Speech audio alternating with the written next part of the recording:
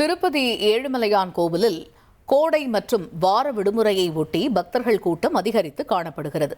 இலவச தரிசனத்திற்காக டோக்கன் பெறாத பக்தர்கள் 24 மணி நேரம் வரை காத்திருக்க வேண்டிய நிலை ஏற்பட்டுள்ளது.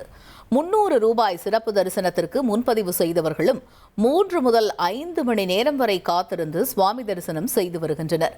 திருப்பதி திருமலையில் நேற்று மட்டும் சுமார் 71,000 பக்தர்கள் தரிசனம் செய்துள்ளனர். உண்டியல் காணிக்கையாக மட்டும் 3,52,00,000 ரூபாய் வருவாய் கிடைத்துள்ளதாக தகவல் வெளியாகியுள்ளது. கோடை சீசன் தொடரும் நிலையில் கூட்டம் மேலும் அதிகரிக்கும் என்று எதிர்பார்க்கப்படுகிறது. 1,28,00,000 மனங்களை வென்ற தந்தி டிவி யூடியூப் சேனல். தவிர்க்க முடியாத தம்ப்நெயில், கலக்கலான கான்டென்ட்ஸ். நீங்களும் இந்த குடும்பத்தில் இணைய இப்பவே சப்ஸ்கிரைப் பண்ணுங்க. அசுரபலம் கொண்ட எங்கள் டிஜிட்டல் கரங்களில் உங்கள் விளம்பரங்களை சேர்க்க வாட்ஸ்அப் பண்ணுங்க. 8939888838. Email advtthanditv@dttv.in.